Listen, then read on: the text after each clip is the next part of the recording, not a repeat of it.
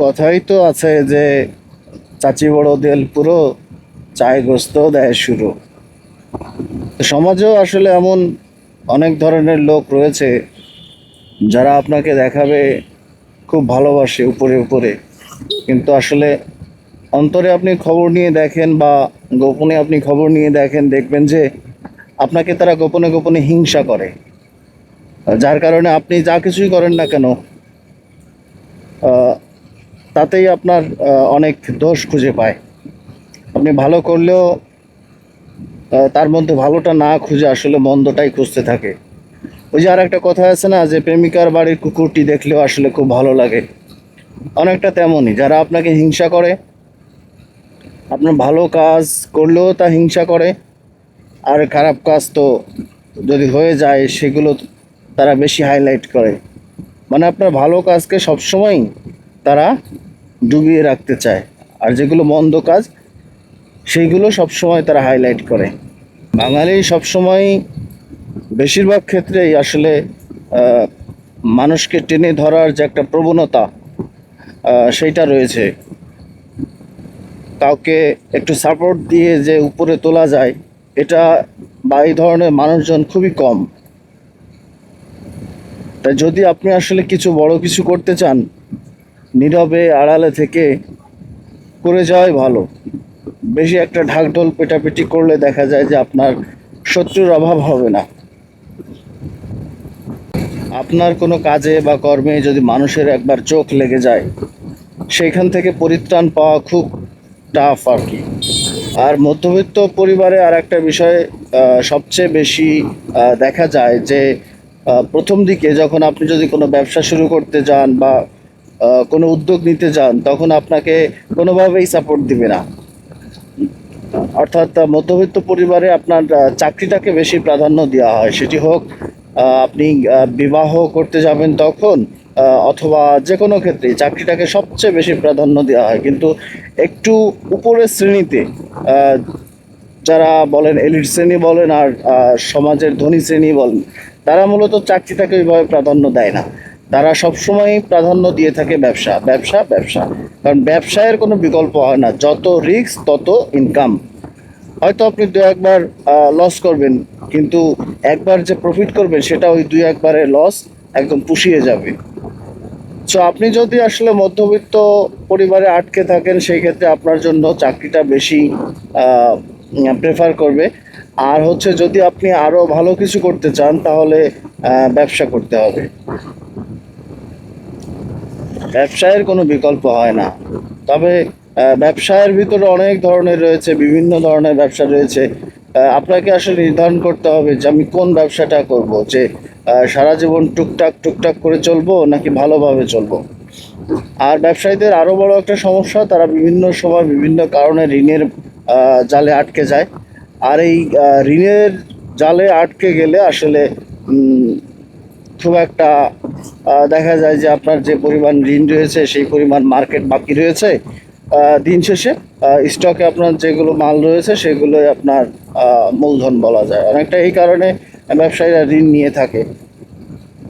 কিন্তু তারপরে কথা হলো যে আপনি আহ, আপনার কাছে যারা টাকা পাবে, অর্থাৎ ব্যাংক বলেন বা বিভিন্ন অন্য ব্যক্তি ধার বা কোম্পানির ধার, সেই টাকা কিন্তু আপনার এক সময় দিয়ে দিতেই হবে। কিন্তু আপনি যাদের কাছে টাকা পাবেন, তাদের কোনো নিশ্চয়তা কিন্তু নেই যে তারা আসলে টাকা আপনাকে ফেরত দিবেই।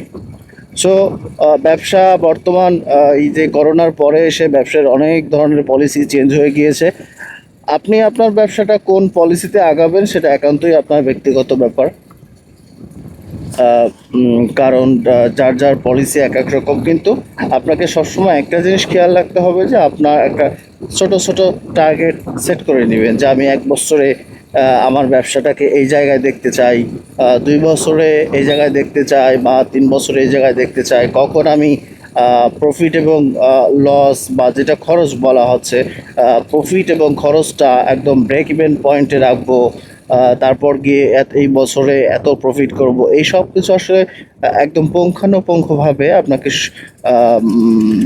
লিপিবদ্ধ করে রাখা বলা যেতে পারে। অথবা আপনি এটাকে আপনার মধ্যে একদম সেট করে নিবেন যে লং টাইম ভিশন মিশন যেটা বলে, ভিশন মিশন স্ট্র্যাটেজি, এগুলো আসলে করে নিতে হবে। তারপরে শর্ট অ্যানালাইসিস, তারপরে হচ্ছে শর্ট অ্যানালাইসিস যেটা বলে, এই সবগুলো আসলে করে নিতে হয়। করে নিলে তখন ব্যবসায় যদি আপনি মাঠ পর্যায়ে নামেন, তখন অন্যদের থেকে কিছুটা হলেও এগিয়ে থাকা যায়। তবে একটা কথা সবসময় আপনাকে মাথায় রাখতেই হবে যে আপনি যেইখানেই যান, চাকরি করেন অথবা ব্যবসা করেন না কেন, সব জায়গায় আপনাকে সৎভাবে পরিশ্রম করতে হবে। আপনি যত বেশি ইনপুট দেবেন তত বেশি আউটপুট পাবেন, এটাই স্বাভাবিক কথা।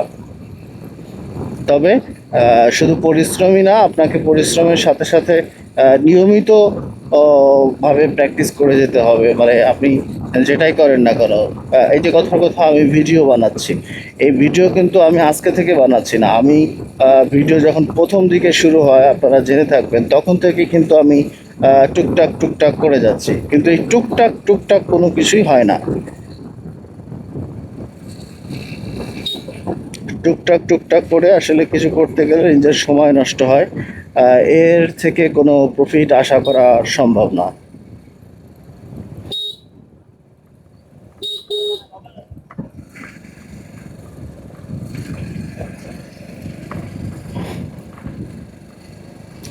তাই আপনাকে আসলে যদি কিছু করতে হয় তাহলে আহ, শুরু করে দিতে হবে, এবং ভালোভাবেই শুরু করে দিতে হবে। উম, কোনো ধরনের ফাঁকিবাজি দেওয়া যাবে না, এবং নিয়মিতভাবে যেটাই করেন না কেন ওইটার পিছনে নিয়মিত সময় দিতে হবে। হোক প্রতিদিন আপনি 1 ঘন্টা, 2 ঘন্টা, 3 ঘন্টা, যেটাই দেন না কেন, আপনি পাশাপাশি অন্য কিছু করছেন, আপনি ব্যবসায়ের জন্য 2-3 ঘন্টা সময় দেন না, সমস্যা কি?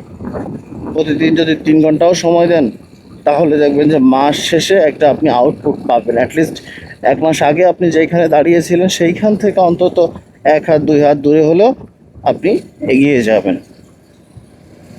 এই কথাগুলো বলা মূলত নিজের জন্য, কারণ আমার মতে একটা ফাঁকিবাজির যে আহ, চিন্তা ভাবনা সেটা আছে, সেটা এক ধরনের, এটা অবশ্য ইচ্ছাকৃতভাবে না, এটা এক ধরনের রোগ বলা হয় যে আজকের কাল, কালকে করব, কালকে করব, এই ধরনের একটা চিন্তা ভাবনা, মানে একদম শেষ মুহূর্তে এসে করার যে প্রবণতা থাকে, সেই ধরনের আমার ভেতর রয়েছে সেই ধরনের চিন্তা ভাবনা। কারণ একদম ডেডলাইনে এসে আমার কাজটা করতে হয়, কিন্তু ওই একই কাজ আমার আরও আগে করে নেওয়ার কথা। বা চাইলে আমি এখন একটা কাজ করতে পারি, কিন্তু আসলে গড়িমসি হয়। দেখা যায় যে করতে করতে আমার সেই ডেডলাইনের কাছে গিয়েই আমার কাজটি করা লাগে। সো এই ধরনের কাজ করা যাবে না। আপনাকে নিয়মিত যে কাজটাই করেন, নিয়মিতই কাজটা করে যেতে হবে। যেমন এই যে আমি মোটর ব্লগ দিচ্ছি বর্তমান আপনাদের সামনে, টুকটাক নানান বিষয় নিয়ে কথা বলছি। আসলে কথাগুলো হোক ভালো হোক মন্দ হোক, যেটাই হোক না কেন, অ্যাটলিস্ট প্রতিনিয়ত যদি আমি এটা কন্টিনিউ করতে পারি, আই হোপ একটা সময় দেখা যায় যে 1 মাস, 2 মাস বা 3 মাস পরে গিয়ে কিন্তু আমি একটা রেজাল্ট পাবো। আর যদি আজ একটা ভিডিও বানালাম, আবার মন চাইলো কিছুদিন পরে আর একটা করলাম, না চাইলেও না করলাম আর একটা, সবচেয়ে গুরুত্বপূর্ণ বিষয় যেটা, মানে একটা আপনি ফোকাস থাকতে হবে। যেমন আমি টুকটাক কম বেশি যাই পারি না কেন এই অনলাইন জগতে, মোটামুটি কিন্তু ভালোই বলা যেতে পারে। কিন্তু আমার সমস্যা হচ্ছে আজ এটা করি, কাল ওইটা করি, পরশু এটা করি, মানে একটা নির্দিষ্ট কাজ যেটাতে আমি অবিচল থাকবো সেইটা কিন্তু হয় না, যার কারণে আমার আজ এত বছর পরেও কোনো রেজাল্ট হলো না। এই কারণে আমার ওয়াইফ সবসময় বলে যে আহ, একটা নির্দিষ্ট নিশকে সিলেক্ট করে সেই অনুযায়ী কাজ করেন, হয়তো একদিন সফলতা আসবে। এটা শুধু আমার ওয়াইফ না, সবাই বলবে যে একটা ফোকাস পয়েন্ট সেট করে সেইটাকে টার্গেট করে কাজ করে যেতে পারলেই তারপর হয়তো একটা সময় রেজাল্ট পাওয়া যায়। কিন্তু আপনি যদি কোনো লক্ষ্যে অবিচল না থাকেন, তাহলে কোনটা যে করবেন আর কোনটা করবেন না সেটা নিয়ে একটা দ্বিধাদ্বন্দ্বতায় ভুগতে ভুগতে তখন কোনোটাই আসলে হয় না, মাঝখান দিয়ে সময়গুলো নষ্ট হয়ে যায়। তো আমি যখন 13-14 সালের দিকে ভিডিও তৈরি করছিলাম, তখন থেকে যদি কন্টিনিউ করতাম, হয়তো এখন অন্য জায়গায় থাকতে পারতাম বা যে কোনো কিছু হতে পারতো। তবে তার থেকে বড় বিষয় হলো লাস্ট কিছু বছরে আমার যেই সব ঘটনা ঘটেছে, এটা আসলে না ঘটলে আমি দুনিয়ায় অনেক মানুষ চিনতে পারতাম না, অনেক কিছু বুঝতে পারতাম না, দেখতে পারতাম না। এই জন্য কোনো কিছু নিয়ে একদম হতাশও হওয়া যাবে না, কারণ সৃষ্টিকর্তা সব কিছুর আপনি যত পরিকল্পনাই করেন না কেন, সৃষ্টিকর্তার পরিকল্পনাই সবচেয়ে বড় পরিকল্পনা। তাই কোনো কিছু নিয়ে হতাশ হওয়া যাবে না। মনে করবেন যে যা কিছু ঘটছে তার ইশারায় ঘটছে, অতএব তার পরিকল্পনাতেই হচ্ছে সব কিছু। হতাশ না হয়ে বিভিন্নভাবে বিভিন্ন কিছু ট্রাই করতে থাকেন, যার মধ্যে আপনার বরকত রয়েছে, আপনার সৃষ্টিকর্তা সেটাই আপনাকে একসময় দিয়ে দিবেন, একসময় আপনাকে সেটার মধ্যে বরকত দান করবেন।